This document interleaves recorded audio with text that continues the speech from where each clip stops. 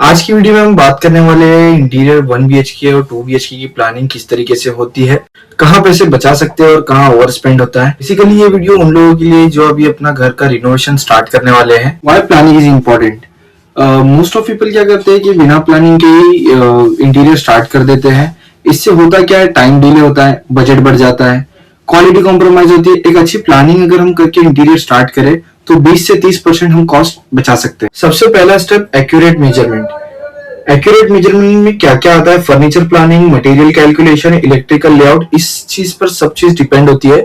अगर हम accurate measurement नहीं लेंगे तो इससे हमारी वेस्टेज बढ़ेगी और वेस्टेज बढ़ेगी तो हमारी कॉस्ट इंक्रीज होगी। Designing layout finalisation. बहुत से लोग क्या करते हैं कि डिजाइन फाइनल करने के बाद बीच बीच में रिपीट एंड रिपीट चेंजेस करवाते रहते हैं।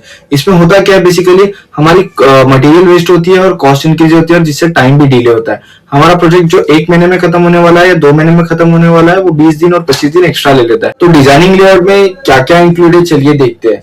Living room, bedroom, kitchen, fall ceiling, wardrobe, TV unit, storage cabinet, ये सारी चीजें यहाँ पर इंक्लूड है। पॉइंट नंबर 3 की बात की जाए तो सबसे ज्यादा इंपॉर्टेंट पॉइंट यही है, कॉस्ट ब्रेकडाउन। हम अभी बात कर रहे हैं 1 BHK के कॉस्ट ब्रेकडाउन की, जिसके अंदर मॉड्यूलर किचन की कॉस्ट आती है 1.2 लाख से लेके 1.8 लाख तक।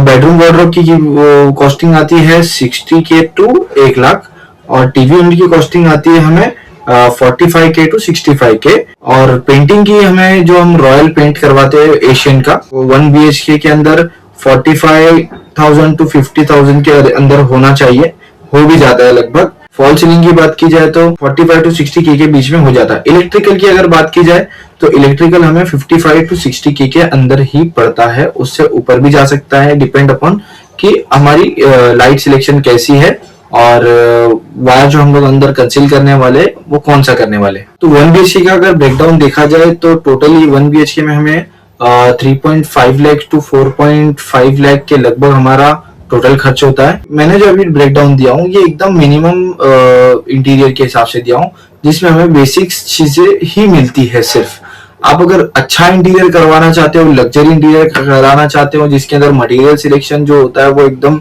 लग्जरी होता है, तो ये उसका ब्रेकडाउन नहीं है। तो ये बात मैं आपको क्लियर कर दूं। तो ये ब्रेकडाउन हमने जो भी किया हुआ है ये 1 BHK के हिसाब से किया हुआ है, ये हमारा मेन पार्ट था 1 BHK का। अब बात करते हैं 2 BHK की। तो 2 BHK में हमें सेम कॉस्टिंग जाने वाली है, वार्डरोब की साइजेस थोड़ी सी बढ़ जाएगी, तो ज्यादा डिफरेंस नहीं आने वाला है। ये 3.5 से 4.5 लाख के बीच में था, तो वो 5.5 से 7.5 लाख के बीच में हो सकता है टोटल ब्रेकडाउन, जिसमें वार्डरोब की साइजेस बढ़ जाती है, बेड की साइजेस बढ़ जाती है, टीवी यूनिट की थोड़ी साइज बढ़ जाती है, पेंट का थोड़ा एरिया बढ़ जाता है, इलेक्ट्रिक के पॉइंट्स बढ़ जाते हैं। ये सारी चीजों को ध्यान में रखते हुए हमें इसका ब्रेकडाउन बनाना है। अब बात करते हैं बजट सेविंग टिप्स की, जिसके अंदर लैमिनेट और एक्रिलिक। लैमिनेट आपको लगाना चाहिए या एक्रिलिक, आप लो बजट के लिए काम कर रहे हैं। सबसे पहली बात तो हमें एक लो बजट बोलेंगे तो एक मॉडरेट बजट मेंटेन करना है, जिसके अंदर हम लैमिनेट का यूज कर सकते हैं। अगर एक्रिलिक का यूज करेंगे तो एक्रिलिक हमें 3500 से 4000 के रेंज में मिलती है, तो एक्रिलिक ना यूज करते हुए हम लैमिनेट यूज कर सकते हैं। आजकल बहुत अच्छी क्वालिटी के लैमिनेट्स आ चुके हैं। आपको पीओपी सीलिंग कराना चाहिए या जिप्सम सीलिंग, तो जिप्सम सीलिंग मैं आपको बोलूंगा कि जिप्सम सीलिंग करवाइए, इसमें आपकी कॉस्ट बच सकती है। ये फास्ट भी होता है और इकोनॉमिकल भी होता है। मॉड्यूलर किचन में बास्केट सिलेक्ट कीजिए, वॉल लाइट्स और फैंसी लाइट्स आप लास्ट में सिलेक्ट कर सकते हैं। दूसरी बात करते हैं टाइम प्लानिंग की। तो 1 BHK के लिए मिनिमम आपको अगर टाइम देना चाहिए तो 35 डेज टू 55 डेज और 2 BHK के लिए 45 days to 65 days. Material late आने की वजह से और बार बार प्लानिंग चेंज करने की वजह से टाइम डिले होता है। ये हमारा सबसे इंपॉर्टेंट पॉइंट है कि इस वजह से ही हमारा टाइम डिले होता है, सिलेक्शन लेट होता है। और एक पॉइंट और है कि कैश फ्लो लेट आना।